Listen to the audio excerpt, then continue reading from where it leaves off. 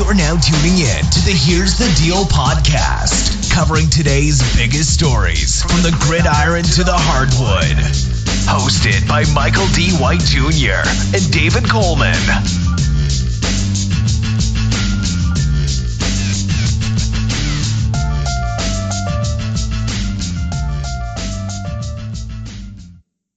What's going on, everybody? Welcome to another episode of Here's the Deal, episode 14. As always, I'm your host, Michael White, with one of my best friends.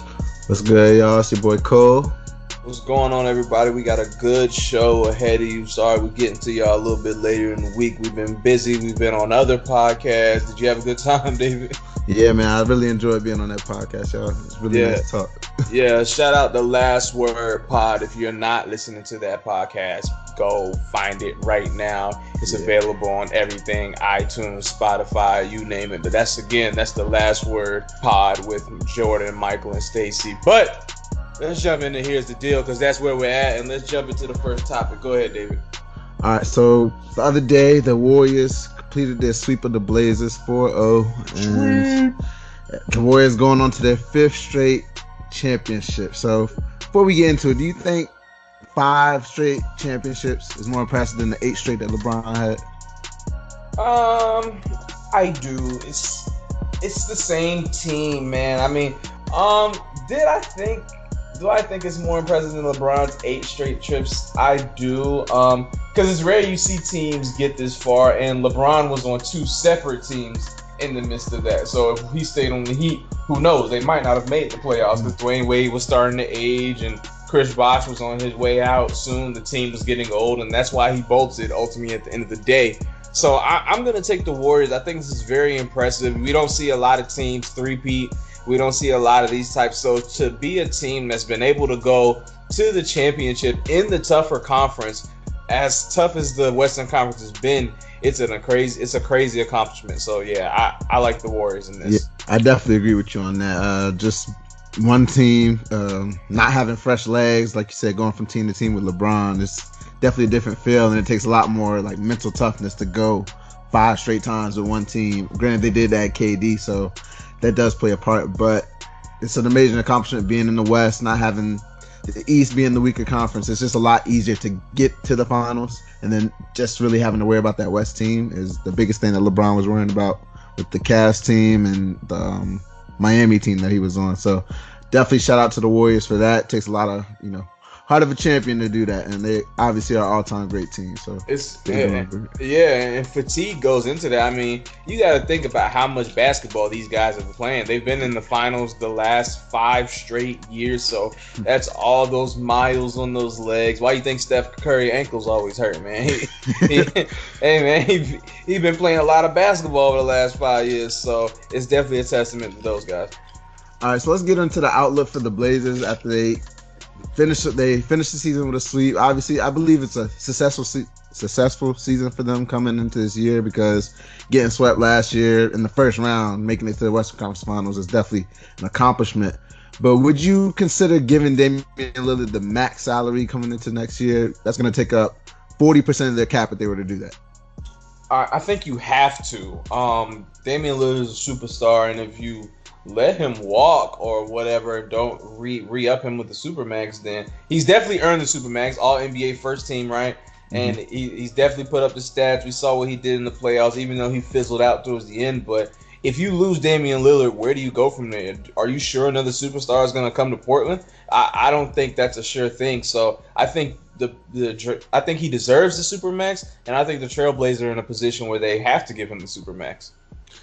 I definitely agree with you there. Granted, he will be, taking up a lot of the cap, and it's like, where do you give that extra money to? But if I'm Dame, I may consider taking a little bit less than the Supermax. Granted, go get your money. I get every dollar you can. I kind of agree with that. But being in a market like Portland, where's that extra money going to come if he wants to win a championship? He knows how competitive the market is out there. Seeing that they just got swept by the Warriors, he knows he needs a little bit more. Granted, he did have his ribs almost falling off his rib cage, but he's going to need a little bit more help if he's going to get to the finals and eventually win a championship. So he may have to look at it like that. But if I'm the Blazers, you definitely offer it to him. If he accepts it, it is what it is. He's your probably your best player in history to me.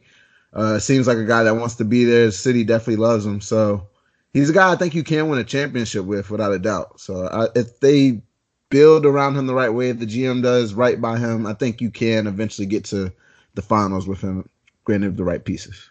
Honestly, as far as them going forward with that, I think you sign him to the Supermax, and then I think you need to try to combine a piece with McCollum and maybe a younger piece like a Zach Collins or something like that, and see what you can bring in. I don't know how far these two specifically can get working together. I mean, they're pretty much the same types of players. One's more better than the other, obviously, but I think McCollum definitely showed in the playoffs that he can run an offense. So I think a team could be looking for that. So you take him, combine him with a young asset, and maybe you bring in just something different. They need something different because, granted, they did win. That was an exciting round in the first round. They did win that against the OKC Thunder, and it took 7 to get past the Nuggets, who are an upcoming team. But at the end of the day, I don't think no one expected them to get swept by the Warriors, even though we probably all expected them to lose. So I think something needs to change in Portland.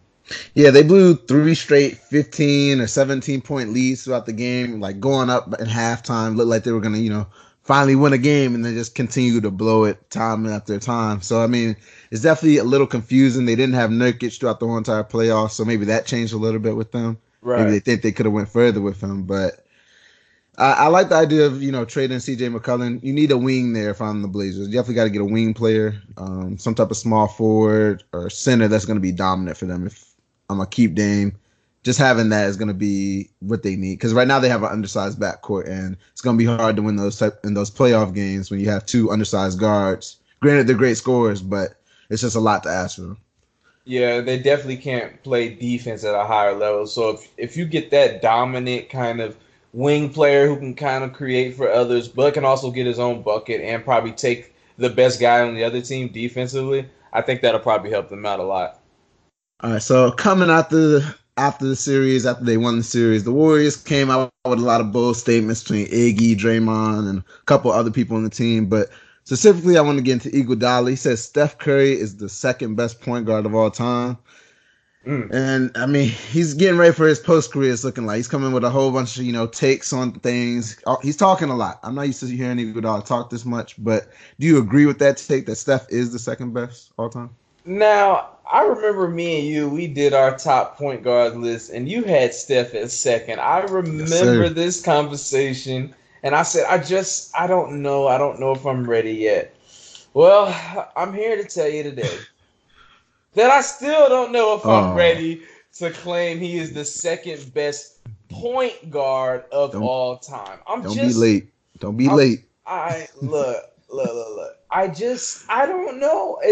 I know he's the best shooter of all time, but we're talking when I think of point guard, I think of Magic Johnson, I think of Jason Kidd, guys like that. And Steph can definitely create for other people, but I think we're so marveled at his ability to shoot and him being the best shooter of all time. And he affects the game so much because of his ability to shoot. Mm-hmm. That's why it's tough for me to give him that second spot. Now, I believe he's a top 5 point guard. I think you have to consider him there no matter what. But am I ready to give him that second spot yet? No. And sidebar, I noticed something. Someone posted on Twitter some stats from Steph Curry. And it was interesting because, honestly, before the Blazers series, Steph Curry was struggling. Yeah.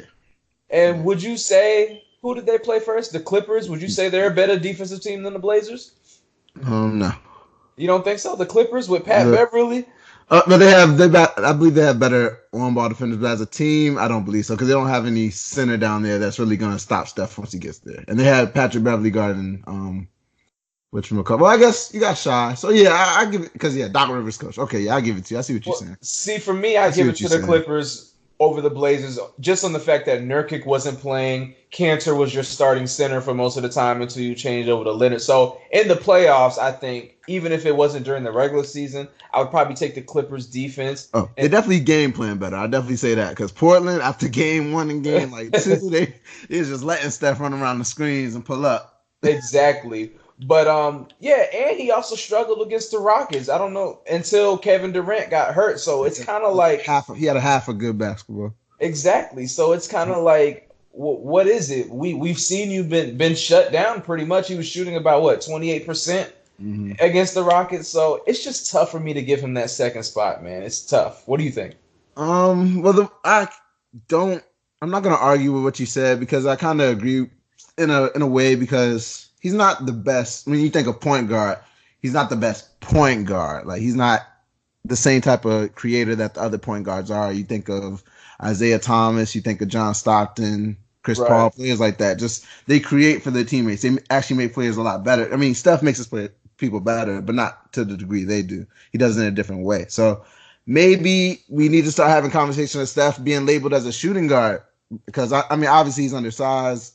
You look at him, he's definitely not built like a shooting guard, but he plays like a shooting guard in the way that he runs around a lot of screens. He kind of plays like Ray Allen to a degree, but has the ball in his hands a tad bit more. But Draymond's more so the point guard of that team, or Iguodala sometimes over there in the game. So I get what you mean in that aspect. But if I'm just going, player for player, I do believe he is the second best player out of the point guards that we would, consider. Magic would obviously be number one. And then after that, the only people I'm really taking into consideration are probably like Isaiah Thomas, Chris Paul, and John Stockton, Big O. Those would be the players I'd probably put after him. But I'd definitely say Steph is second. Okay. Let's move on from that though and get into. Oh, are we getting into the Draymond? Yeah, let's get into Draymond. So Draymond, he said he's the greatest defender of all time. He decided to, go out on that ledge. He thinks he's has enough accolades. He's put the time in. He thinks he's the greatest of all time at the defensive player position. So we're gonna give y'all our top 5 defenders of all time. But before we do that, do you agree with his statement? Yes or no? No, I do not. I think he's a very great defender. I think he's got some ways to go before we could consider him a top defender. He might be a top defender in the league right now, but all time, it's tough. That's tough. Yeah. I mean, I like the attitude. That's the attitude you gotta have, and like if you're gonna be that type of player. But yeah, not there yet. He's definitely versatile. Maybe one of the most versatile ever, but not the greatest defender. But let's go ahead and get into our top 5, man. So let's start off with. Did you have an honorable mention you want to start off with? I do. I have 2 honorable mentions. Look, first off, I just want to say this list was hard. Like, this is one of the harder lists I've ever had to do. To name the top 5 defenders of all time, I almost feel like I'm disrespecting somebody. But my 2 honorable mentions, Michael Jordan and Kawhi Leonard. I think when it's all said and done, Kawhi Leonard's going to be right there. He already has a Defensive Player of the Year. I think he can get another one if he plays more games. If he would have played more games this year, he might have been in the running for MVP. So I have Kawhi Leonard and Michael Jordan as my honorable mentions. All right. As my honorable mention, I got Bill Russell. I'm throwing Bill Russell as an honorable mention. What? Yes, honorable mention Bill Russell. He done a lot. I mean, it's hard to rate Bill Russell being in that era.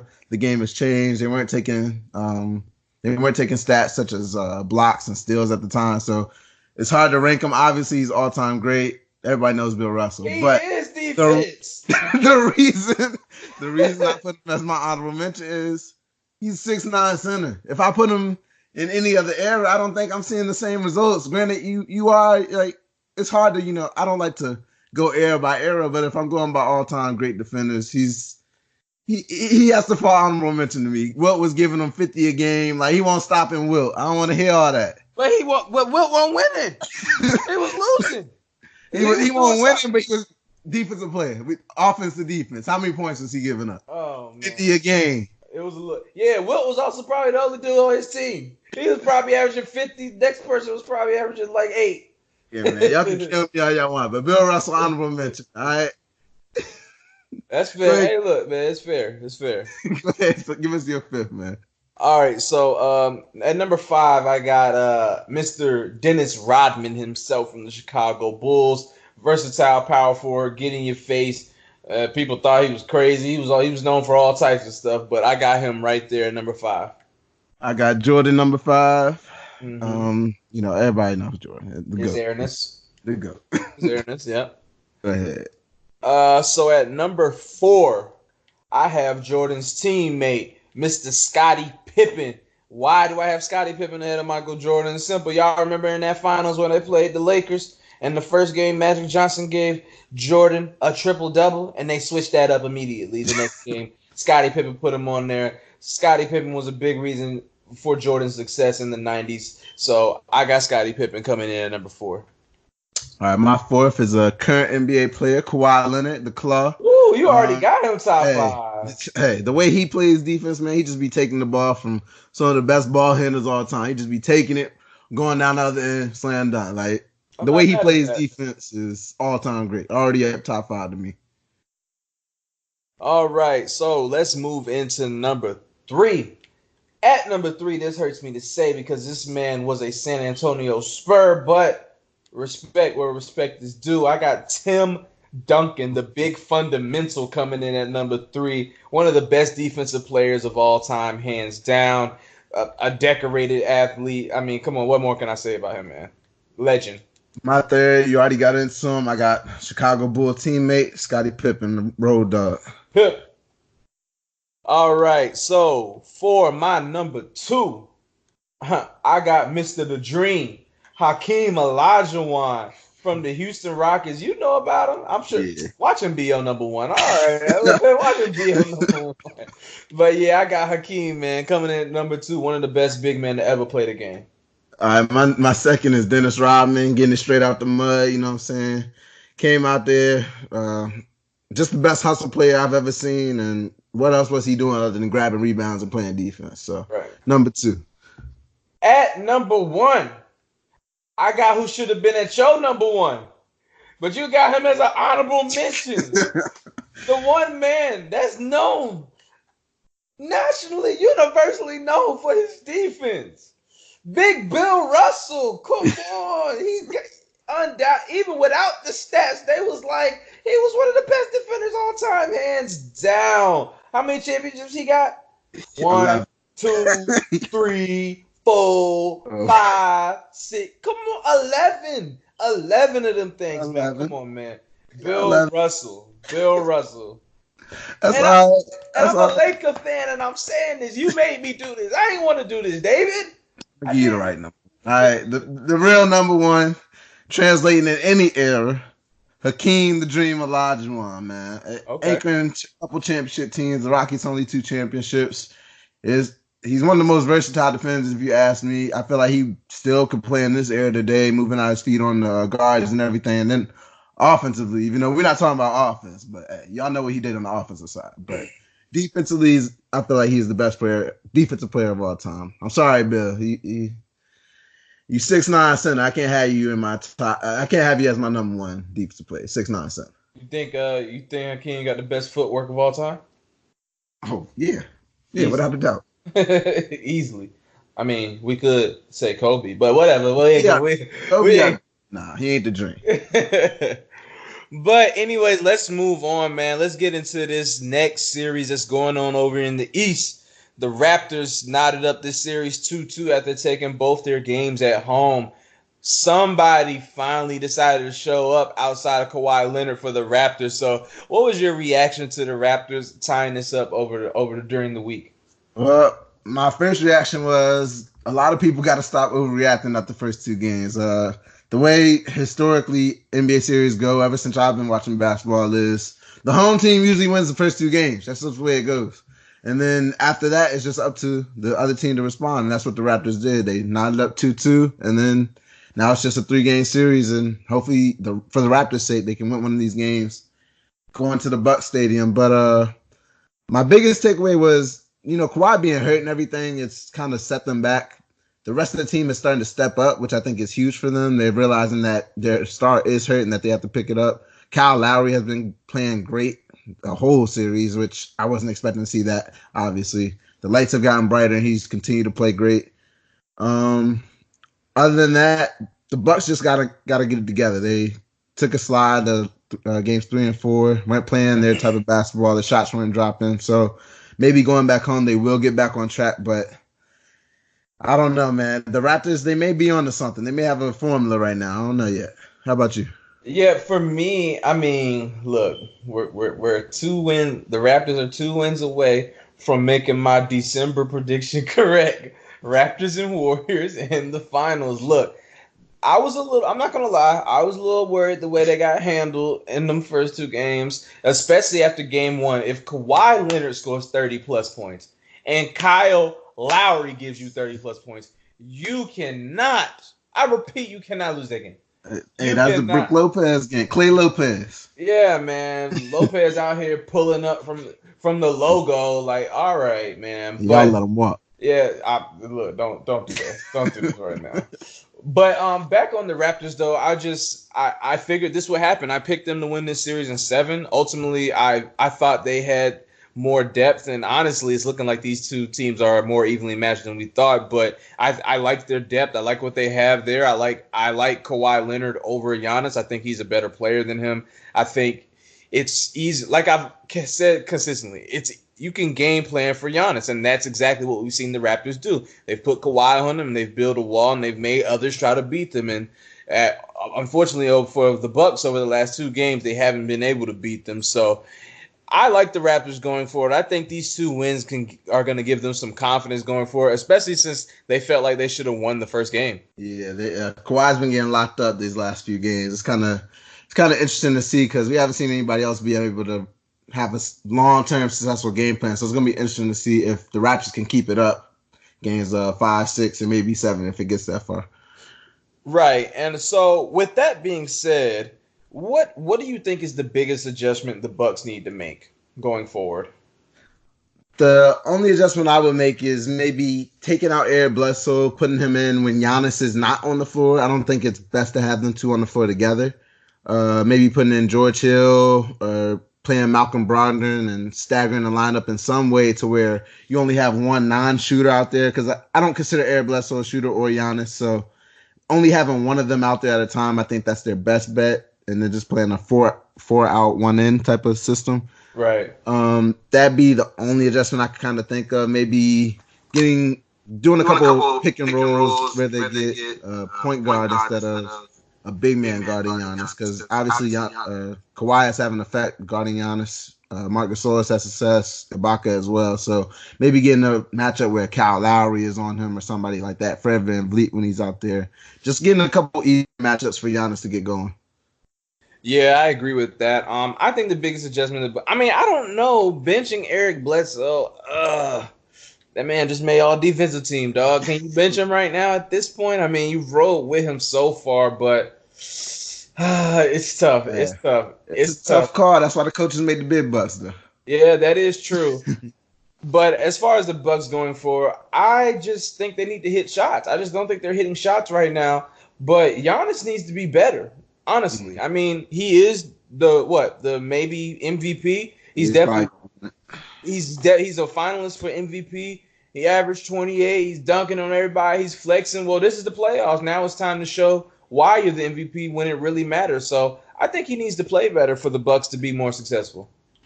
Yeah, definitely, because he came out strong in Game 4, and then after a while, just kind of fizzled away. I thought he was kind of setting the tone. It was looking good for the Bucks, but the Raptors, sure enough, pulled it together, and they still won the game. So I'm not sure. Giannis, I definitely demand more out of Giannis. He has to start hitting his free throws. He's airballed 2 free throws this series, which is crazy when you think he's about to win the MVP. Throws, man. Yeah, you gotta make your free throws. They free, man. And then airball it at that. That's tough. But how you airball during the playoffs? No, not from the free throw line. I say, he is hearing it from the Raptors fans. Drake was on him. He was hearing it. Yeah, man. Drake was wilding. He was rubbing Nick Nurse's shoulders. I was like, all right, Drake, sit down. Yeah, he be doing way too much. What are you doing? He was all up on him. I was like, damn. But anyway, speaking of Drake and those Raptors, let's look back over there. Because as we saw from last game, Kawhi Leonard is definitely not 100%. He was hobbling around all over the court. When he went and dunked and got that and one on Giannis, he came down looking like he was in some serious pain. So I'll ask you this. Will his injury keep the Raptors from seriously contending for a championship this year? I think if I'm the Raptors, you definitely have to have him healthy going into the finals. I think they can get out the East without him being completely healthy. So maybe that rest, if they can finish it these next 2 games, win Game 6, you'll get some rest going into the finals because they're going to give you a little bit of a break. He definitely does have to be at least 90%. He can't be hobbling out there trying to guard the Warriors. He's a Right. tough player. It seems like he's tough. Played through it. He's still guarding Giannis, so to a degree, he's playing through it, and it's not really affecting him too much. But out there having to chase Steph, certain possessions, Clay, maybe guarding KD if he comes back. I don't see them win the championship if he's hurt, but I do think it's been not a blessing in disguise, but it's definitely put a lot more onus on the other players that now they have to step up. Now they have to be more accountable. They got to start making shots because if they don't step up, your leader's just going to, he's going to leave. That's kind of the way it is. He's going to leave if y'all not going to start helping him. So now that they're starting to help him, we're starting to see Fred VanVleet hit a couple shots. Ibaka played really great the other night. Kyle Lowry's been playing great all series, like I said, but they're going to definitely need him to be healthy. So I was thinking maybe they should sit him game 5, but I understand why you can't do that. But I was thinking maybe you sit him game 5, have him 100%, well, not 100%, but have him a lot more healthier coming into game 6 and game 7. But Kawhi's a tough player. He's not going to let you sit him game 5. Oh, no. Kawhi cannot sit. No. Yeah, you know when they should have sat him was last game when they were up 25 and he subbed him back in with 7 minutes left. I don't know why they subbed him back in. I tweeted at the time, I'm not bringing Kawhi in unless they bring it within 12. Like, what's the, like, why? I didn't understand that was the time to rest him. But, hey, he went out there and played some more. He eventually did come out. But as far as their championship chances with him being injured, I think it really puts a ding on it. Because, like you said, he can't be out there trying to chase Steph and Clay around all these screens and things like that with being injured like this. He has to be at 100%. Now, what's interesting when you think about it is if KD comes back, they're not quite the same team. Now, granted, they're still good, they're still great, but they're a different type of team. So maybe that might be more of a benefit to Kawhi anyways, because I would assume that if KD's back, that's who he's guarding, right? Yeah, they're definitely maybe a little bit easier to guard. Maybe they'll post him up a lot, things like that. So it'll definitely help him out as far as, running around screens and things like that. So definitely. Yeah, but even with that being said, I think even if KD's come back and I think they said today he's slated to be ready for the finals. Even with him coming back, though, I feel like the Warriors are going to, abuse him. They're going to put him in pick and rolls and make him run all night. And hopefully his shot is off. And then they're going to make the other guys win. And those other guys have to show they can win on the road, which they haven't done yet. Hey, the Warriors try Kawhi if they want to. They're gonna get sent home packing. That's all I know. Yeah, that's why I like them to get to the finals. I like Kawhi against the Warriors and what he somehow does to them. But injured, I just don't know. I'm not liking the way he's looking right now against the Bucks. Luckily, the Raptors, the bench players have came in and finally made some. Made an impact on the game. It took forever. Definitely. I want to give a shout out to Norman Powell because he's been playing great. He's been playing really great for them. Dropped 20 a couple games ago. He's been playing great. Danny Green has been playing too well. I think they need to start giving Danny Green's minutes a lot more to Norman Powell because he's definitely earned. Yeah, Norman can score off the dribble a little bit better than Danny Green. He's quicker. He can get up there and dunk the ball a lot quicker. Danny Green you have to kind of get him open, because that's what he is. He's a 3-point shooter, and give credit to the Bucks. They're not really letting him go off, but he's also been off in the playoffs as well. But anyways, that's all we have for the Raptors and the Bucks. You still got the Bucks winning that? Yeah, I'm still rock with the Bucks just because that's my pick. I did have the Raptors coming to the season, and I kind of wish I would have stayed with that pick, but I'm gonna stick with the pick that I just made, and I'm gonna go with the Bucks. I think they'll get it back. They'll get it together going Game 5, and they may not finish it in 6, but I think if it does go to 7, the Bucks will finish it off at home. Yeah, well, you know what I'm doing. I gotta stick with my pick. I gotta stick with them boys and the Raptors. I just gotta, another year right. That's all I gotta do. But anyways, let's move on to our next topic. It's not an episode of Here's the Deal if we don't talk about my Los Angeles Lakers. Oh. So I'm sure if you watch any sports related debate show, you've heard that we hired Frank Vogel and J Kidd. Now, my initial reaction to all this is I don't mind it.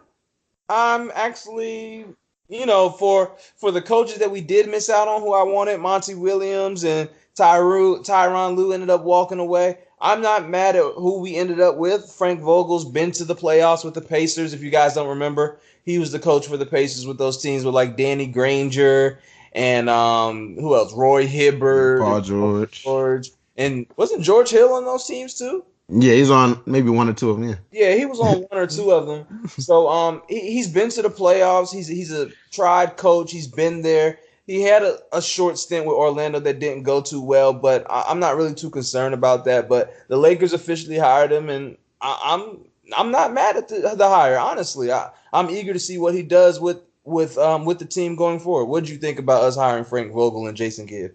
I think they're good hires. The only thing is I don't like how they hired Jason Kidd to go with him. I understand it though, just for their future outlook. And they're talking about, I know you saw the reports of, oh, let's hire Jason Kidd to have a better chance at getting Giannis. Lakers fans, y'all just think y'all getting everybody at this point. I didn't believe that one. I was like, yeah, I didn't believe it either. But I mean, hey, I don't put it past y'all. The Lakers, y'all are kind of a little delusional these last couple of years. Y'all just need to focus on getting back to the playoffs, I think. But Frank Vogel, I think, is the coach to do that for y'all. He'll get y'all back to the playoffs. He'll get y'all to somewhat of the Lakers that we saw in the old, even though he'll focus more on the defensive side of the ball rather than offense. But I think it's a good hire for the place that y'all are at right now. If y'all get a second star, maybe things change. Maybe he proves that he can manage, LeBron and whoever else y'all do get. So I think it's a good hire. Did you see the press conference that y'all had for him?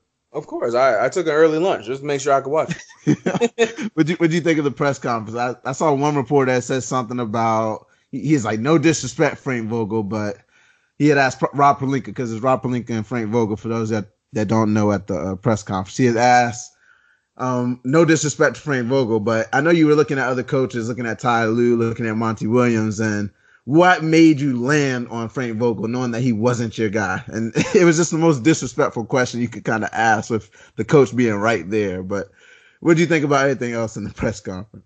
I like the press conference. I mean, Frank Vogel was definitely saying all the right things you would want your coach to say. They asked him about, how does he feel about Jason Kidd looking over his shoulder? And he said something along the lines of, it's not about him looking over my shoulder. It's me having a great assistant coach backing me up. So I like the way he's approaching this season. I like that he wants to make defense an emphasis. I like that he likes our young core. So hopefully we don't trade them all for somebody. I ain't gonna get too much into that, but hopefully we don't trade them all away for somebody. He likes our young core, and we have LeBron James, and like he said, we have a max salary slot. So he's in the business of trying to win a championship next year, and he said it. Now some people may laugh at that and think it might not be possible, but hey, you never know. We get the right free agent, Kawhi Leonard. We get one of them right free agents. I don't know. The Lakers start looking real good all of a sudden. So I enjoyed the press conference. I'm glad LeBron was there, showing he supports the coach, and he was there for the entire press conference. So yeah, man, the press conference was good. All right, yeah, definitely. I like the way he's approaching the season as well. He said a lot of the right things. He has the right attitude, and at this point, I think he's looking at, hey, if Jason Kidd does take my job, it is what it is. But at least I'm not unemployed right now. I'm coaching the Lakers. I'm coaching LeBron, so it's not really much to be upset about. Hey, look, he making about what? What was it? He making about $3 million, $5 million. All right, you can't be mad about $5 million. Yeah, oh, he might take my job, but if you do good, he won't. So yeah, exactly. So hey, look, and it's honestly, his job to lose. The Lakers hired Jason Kidd as an assistant coach, and we're trying to make him an assistant coach on Tyronn Lue's roster. So obviously, they didn't want Jason Kidd as their head coach right now. So this is an opportunity for Frank Vogel to, make his stamp and see what he can do with this squad.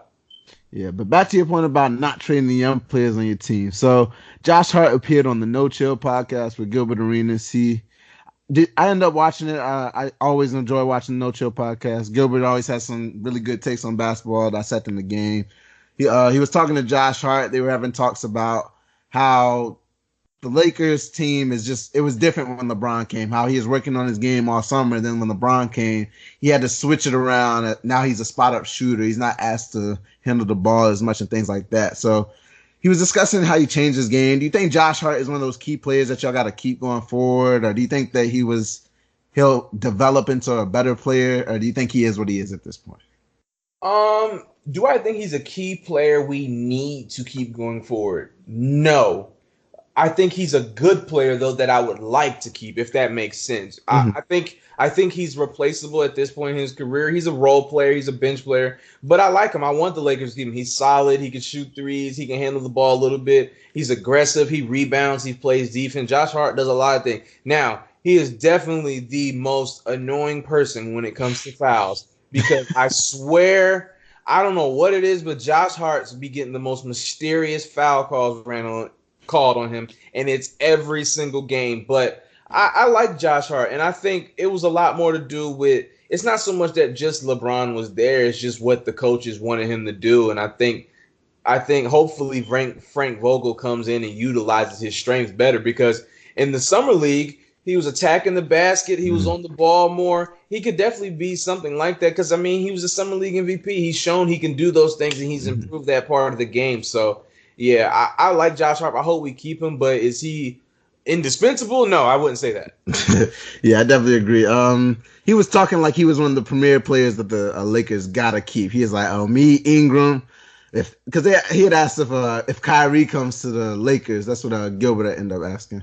He was if Kyrie comes to the Lakers, Josh Hart was like, okay, you're gonna have to pay him, and then you're gonna have to pay me next year. And I was like, hold up, Josh Hart, hold on, buddy. Oh. I said, you can go.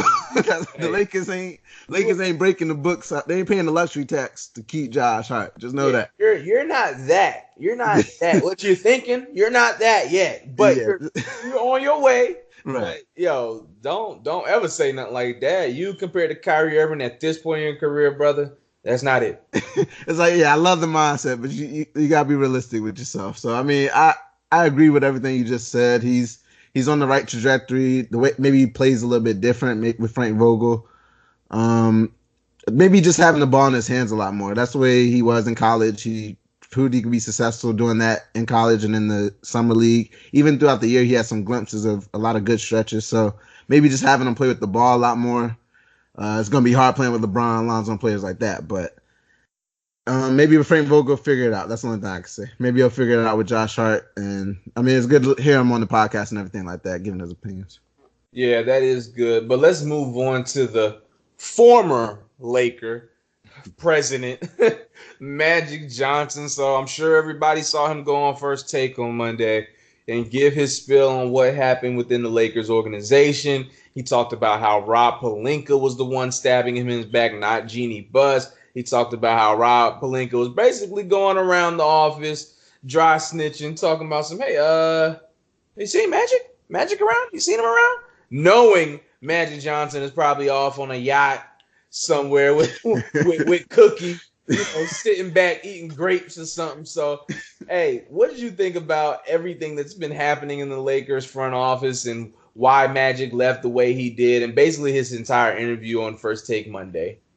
Everything he said on First Take made sense. The only thing with me is it was kind of late for me. I'm kind of over the whole Lakers drama. I tell you, every week we come in for pre-production, we talk about the topics. It's like, right. I'm tired of talking about the Lakers. But the Lakers run it. They run the media. Continue to stay relevant. No matter what. It's the Western Conference Finals and Eastern Conference Finals of the NBA right now, and the Lakers are one of the top subjects. I love it. I hate it. I hate it because we have a lot of good basketball going on. I just like to talk basketball, but obviously y'all keep the league interesting. It's the best soap opera out there, so I'm not mad at it. But as far as Magic going on First Take, I like his opinion on a couple things. I don't like the way he kind of threw Zubac under the bus. So as far as oh man. How he was like, oh, he's just not a good player, kind of, and saying that, even though he did make sense of it with the whole, we're going to use that cap for getting a star. So that made sense. But saying that he averaged 5 and 5 and things like that you got to be, as somebody that's out here evaluating talent and things like that, you got to see the upside of a player, and him being in his first playoffs, being that the Lakers haven't made it. It's kind of different, and he's not getting a lot of minutes, things like that. So I didn't like that part of it, but everything else he was making sense. He made sense of how Rob Pelinka, how that relationship was going, how it wasn't Jeannie he was upset out. So clearing a lot of the air. It's always good to hear Magic talk. He's very, very open. He doesn't really hold back when he's talking about these things. So I like that part of it. He's not sugarcoating anything. He gives you straightforward answers.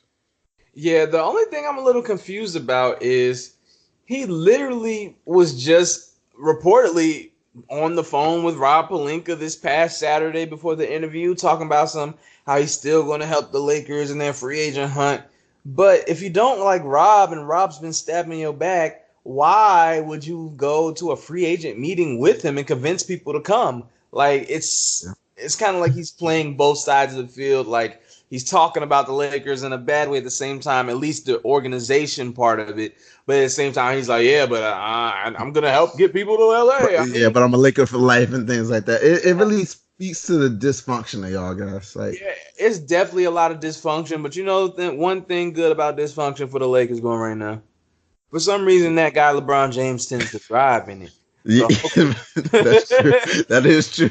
You don't care. Hopefully, when this season come around, he thrive because we need that. We don't need him hurt. We need him at 100%. But back on Magic, man, it was a lot. But I'm glad he went on there and aired out. He even admitted he was wrong. He should have talked to LeBron. He could have talked to LeBron and handled it differently. But at the same time, like they say, magic is magic. He said, I wouldn't do it any differently now, but I understand LeBron's being upset with him after what he said on the shop. So it's dysfunctional, like you said. It's a dysfunctional front. Yeah, it really shows why like Monty Williams chose the Suns over you guys. He said he believes in the Suns front office more than the Lakers. Yeah, and that's saying a lot because the Suns are looked at like a team that really doesn't have any direction, and they kind of get rid of their coaches too soon. People in the front office, like they're not the team that you want to go to if you're an up and coming coach. But the fact he chose them over the Lakers says a lot. Tyronn Lue's whole situation with the contract, not how y'all want to hire Jason Kidd to be their assistant. It's a lot in LA, man. It's hard to unravel, and it's a lot. I hope it doesn't ruin y'all chances of getting a second star there. That's the only thing. Yeah, I'm sure. Trust. I'm praying it doesn't ruin our chance because we need that second star. I feel like once we get that second star, we put some of the right pieces around, get some shooters, get rid of some of the pieces we don't need.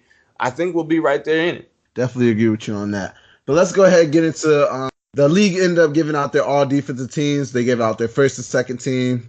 So I'm going to start off giving the first team. And just I'm going to start off giving the first team. The first team was Eric Bledsoe, Marcus Smart, Paul George, Giannis, and Rudy Gobert. Second team ended up being Drew Holiday, Klay Thompson, Kawhi Leonard, Draymond Green, and Joel Embiid.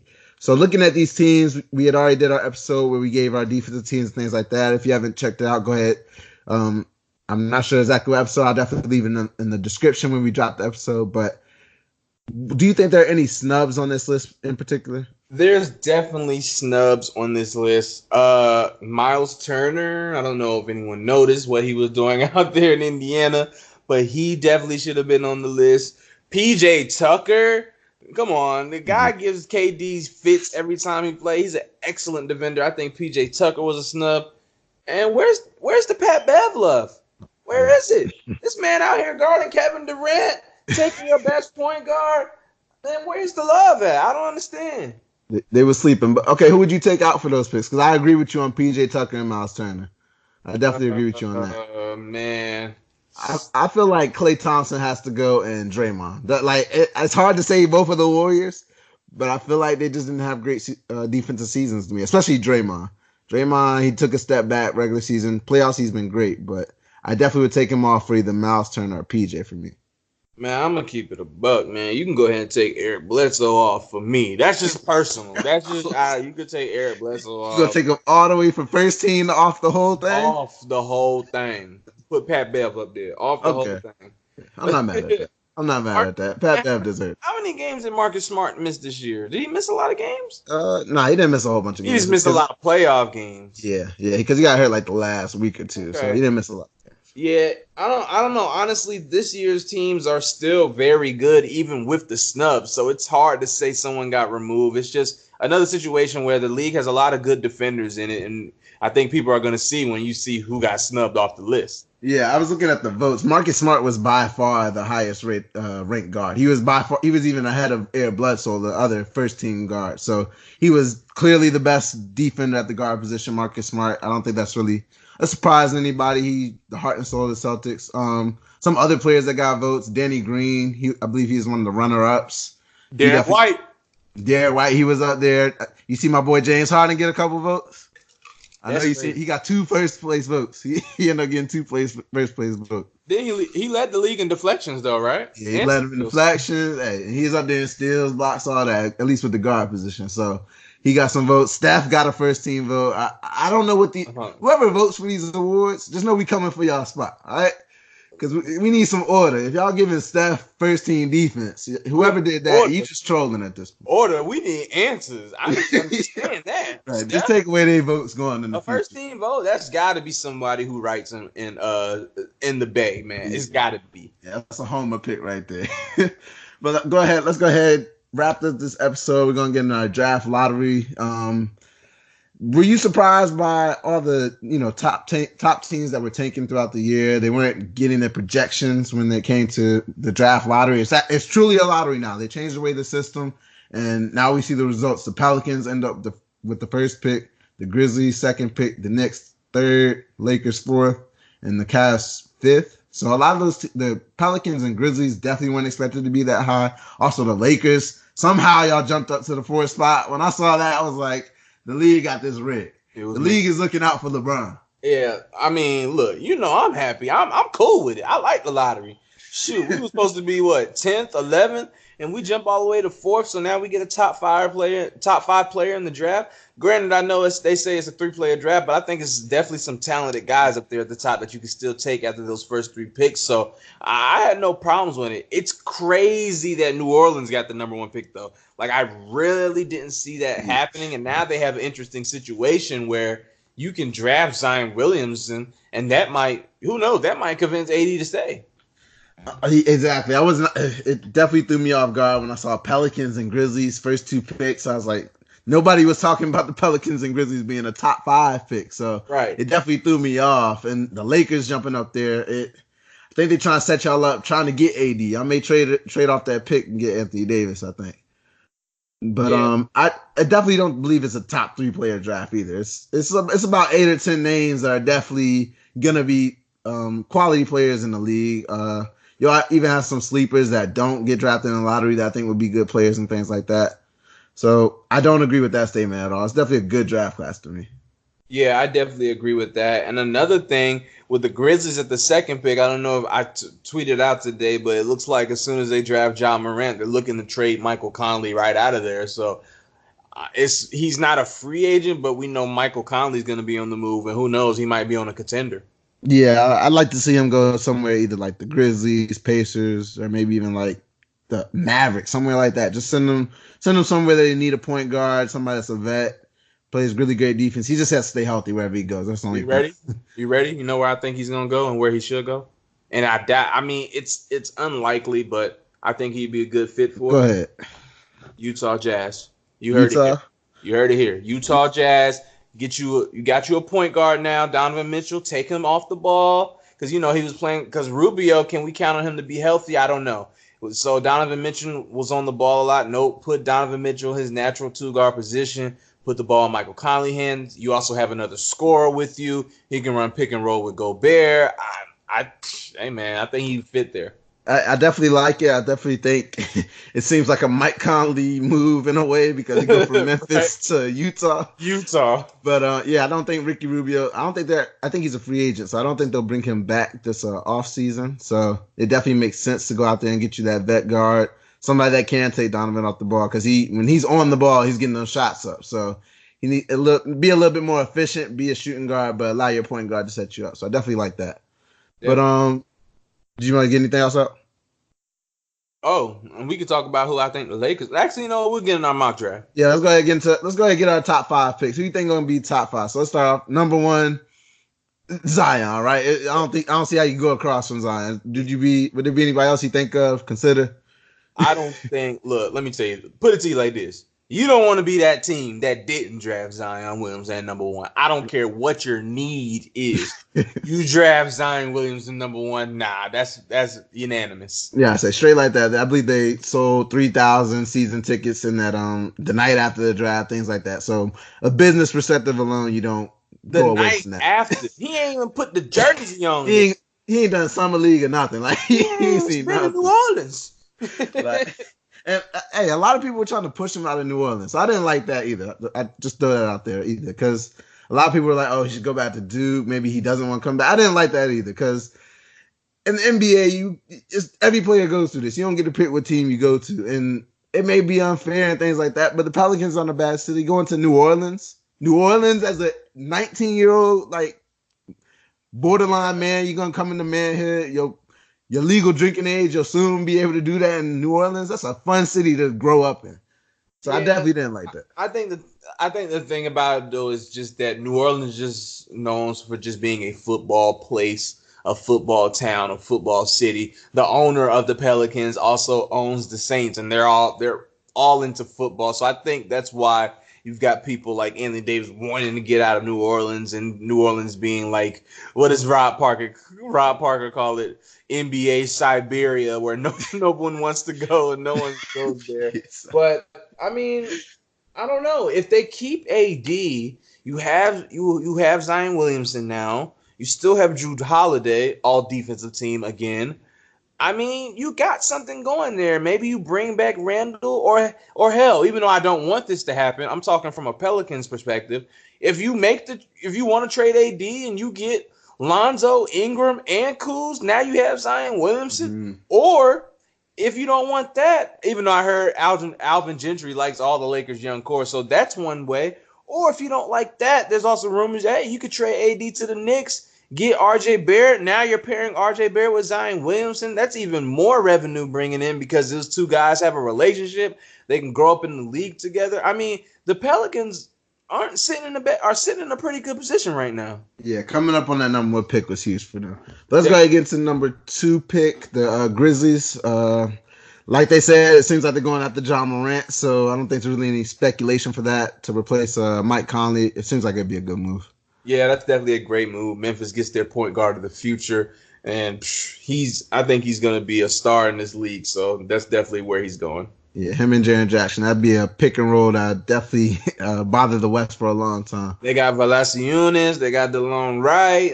Hey, Grizzlies, who knows? They rebuilding. Yeah. But the third pick going to the Knicks, who you think they'll draft third pick? Or do you think they'll draft? Do you think they'll trade it? What do you think will happen? I think they're going to keep it. I think they're going to draft RJ Barrett. Hold on. Well, this is the Knicks we're talking about. Let me scroll down to who I think is going to go like 15th. Let me see. No, they're probably going to go with senior guard Matisse Thybulle from Washington or something. No, the Knicks wouldn't do that. I said, this is New York this year. Daniel Jones. Now they're going to hurt them. Daniel Jones. But all jokes aside, I think they're going to do the right thing. Go ahead and get RJ Barrett. And I think they might use him as a trade chip after that, maybe. But I think they're just going to go ahead and take the best available, which would be the right decision. Yeah, I like RJ a lot, man. I've already said I think he may be the best player in this draft. He's not. Obviously, I think you do, go in the order that's there, Zion, Ja, and then RJ. But I think he may turn out to be the best player in this draft. Just the size that he has at his position, the way he plays, being a left-handed player, is just hard to guard off rip. So if he just becomes a better shooter, and I think the NBA opening up, like the pace and space area that we have, the lane is going to be open for a guard like him. He's pretty athletic. He'll be able to get to the basket a lot better than he was. Easier and a lot easier to finish at the rim than it was at Duke because the Duke just had a historically bad shooting team. So that change of scene, if they get the right players around him being in New York, I think he can definitely turn out to be very special, very, very special. But go ahead. Oh, are we moving on to number 4? Yeah, go ahead, Lakers. Go ahead. Well, with the 4th pick in the 2019 NBA draft, the Ames believes the Lakers will draft DeAndre Hunter from Virginia. Like I was telling you this the other day, I think he's NBA ready now. He's a big body, 6'7". He can switch out guards, play on the perimeter, which is something the Lakers need. He can hit open threes. I believe he shot 38% at Virginia. So something else the Lakers need. And he's got his man body already now. He's a big guy. So something else the Lakers need with LeBron on the team. DeAndre Hunter seems to be the right piece, but I got somebody else I got my eye on in my sleepers. I'll bring it up later, but I think the safe pick and the smart pick is DeAndre Hunter. I believe y'all are going to trade this pick, but I think y'all eventually end up trading it for Anthony Davis, or if there's another star that becomes available, maybe them. But definitely, I believe y'all are going to trade it. But if y'all were to keep it, I think y'all should go with Cam Reddish because I believe y'all need more shooting out there. And I believe he can really be a special player out there as well. I like DeAndre Hunter a lot. That's another player. It's either between him and Cam Reddish to me, between DeAndre Hunter and Cam Reddish, whichever one you think is your guy, whichever one you think will play off of LeBron the best and things like that. But I believe Cam Reddish has a higher ceiling. DeAndre Hunter, the only difference is he is a better defender. I will say that. And having LeBron there, he may be able to take some of that pressure off of him. Right. But I think y'all need another score. And with the whole Brandon Ingram situation, I don't know how that's going. If Brandon Ingram is fine, go ahead, draft your guy DeAndre Hunter, because I think Cam Reddish kind of gives you that feel of another Brandon Ingram to me. So I understand going with DeAndre Hunter, but I personally would take Cam Reddish. Right, I understand that. So moving on to the 5th pick, which is going to the Cleveland Cavaliers. Right. So at number 5, I got them taking Mr. Jarrett Culver from Texas Tech. 6'7" guard, forward. He'll probably be a forward in the league.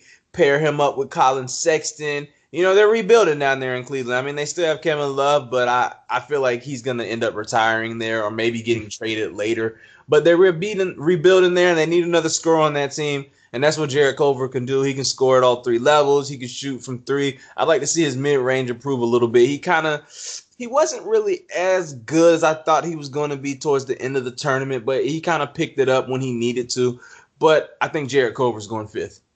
I think that's a great pairing for them. I think that's a really great pairing for them. Having that big guard for next to Colin Sexton, because the way I was looking at, you got Kobe White still on the board, you got Darius Garland still out there. In my eyes, I still be out there. Only thing with them, I feel like they're the best available player, maybe, but they're too small to pair next to Colin Sexton. You can't have 2 extremely small guards out there, so that'd be what shies me away from them. So I say they should draft who's ever left out of DeAndre Hunter and Cam Reddish, whichever one's available, whichever one the Lakers do not pick, or if they end up trading it, whoever picks at number 4. So, with the way I have it, it'd be DeAndre Hunter, paying DeAndre Hunter next to Colin Sexton. I think DeAndre Hunter has that type of game. It's similar to Jimmy Butler to me a little bit. He posts up, can hit the 3 a little bit, and he plays great defense. So I think that'd be a great pick for the Cavs, rebuilding after the whole LeBron era. But that wraps up our mock draft. That's our top 5 picks right now. We'll talk more about the draft as we get further. Did you have a sleeper pick as well?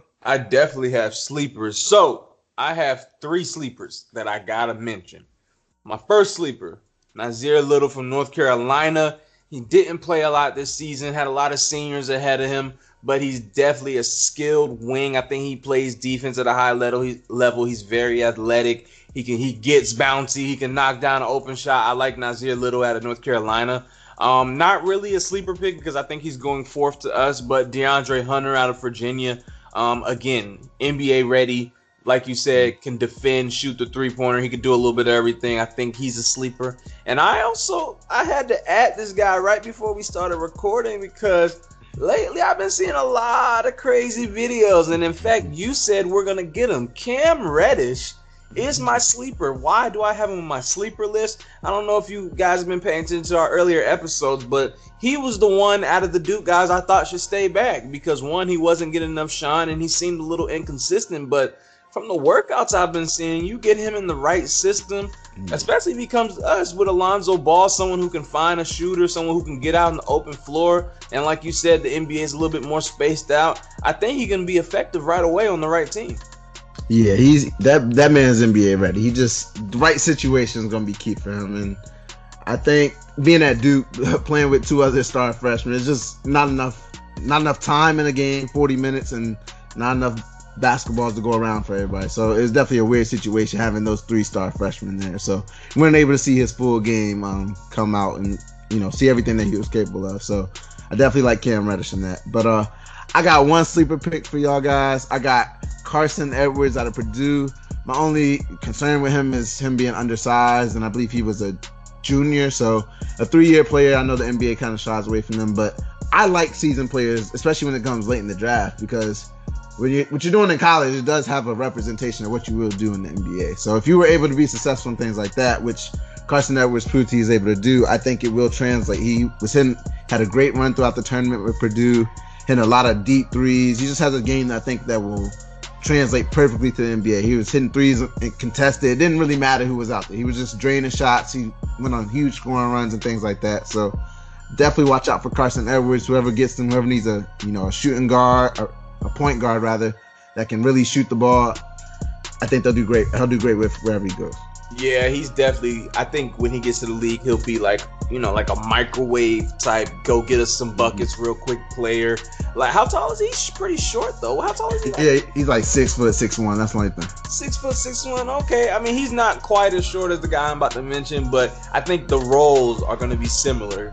Kind of like Nate Robinson when he was in the league. When he come in the game, he's coming in to get you buckets. Like when he was on those Bulls teams and those Celtics teams, he's coming in to get you buckets real quick. He can get hot. He can shoot from three. He's a spark plug to me. That's what I think Carson Edwards is going to be. But I like that pick. Yeah, that's a really good comparison right there, Nate Robinson. I can see that. Because when he gets in, he's going to be looking to score. That's about it. That's about it. But that go ahead wraps up our NBA draft lottery and our reaction. So that's all we got today for this episode of Here's the Deal. As always, I'm one of your hosts, Michael White. Thank you so much for everybody tuning in. Remember, you can find us on SoundCloud, iTunes, Spotify, the whole deal. David, talk to the people. Yes, thank y'all guys for listening. Thank you for listening to another episode of Here's the Deal. Looking forward to this NBA Finals and everything else that comes along with it. Also, if you're not following us on Twitter, make sure you do that. You can find David at _DCole with a 0. That's how you find David. And then you can find me on Twitter as well at LWS Michael White Jr. And you can find the Here's the Deal podcast at, what is it, David? Say it for the people. You run the Twitter. Do your thing. Here is _the deal. Here is _the deal. Make sure you go follow that. If you have any topics you want to hear us talk about or anything like that, please don't hesitate to let us know, okay? Anything else, David? You good? Nope, here's the deal. Thank you for listening to Here's the Deal podcast. Tune in for next week's episode. And don't forget to add the Here's the Deal podcast Facebook and Twitter pages.